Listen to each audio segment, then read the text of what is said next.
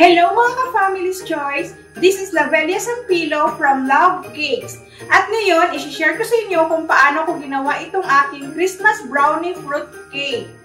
At ito ang ating mga sangkap. Meron tayong 2 pirasong itlog na large, 3/4 cup of canola oil, 3/4 cup of all-purpose flour, and 1 1/2 cup of Family's Choice sweetened cocoa.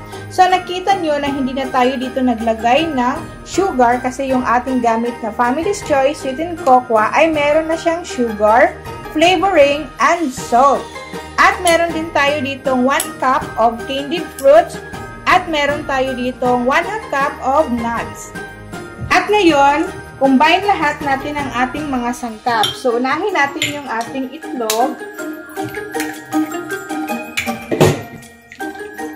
Then, ilagay na natin ang ating 1 1/2 cup na Family's Choice sweetened cocoa, 3/4 cup of canola oil. So, i-mix natin itong mabuti. At i-add natin ang ating 3/4 cup of all-purpose flour.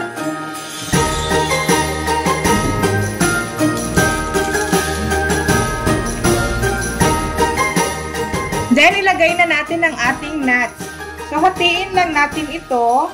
Then, ang yung kalahati ay itoppings natin mamaya. So, ganun din yung ating candied fruits. So, hinati ko lang para yung kalahati ay pang toppings natin.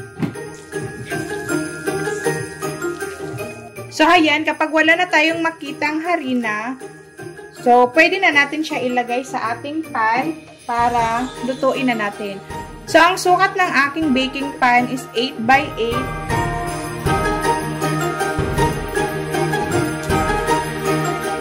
So, spread lang natin itong mabuti para pantay kung maluto na siya.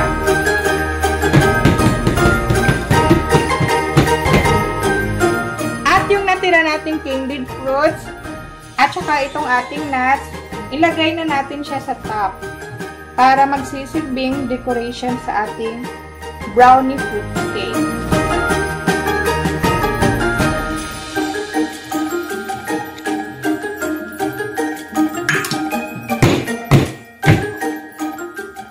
Ngayon, i-bake na natin ito sa naka-preheat na oven na 150 degrees Celsius, 30 to 35 minutes. At after 35 minutes, luto na ang ating Christmas brownie fruit cake. Palamigin muna natin ito bago natin siya i-cut into cubes.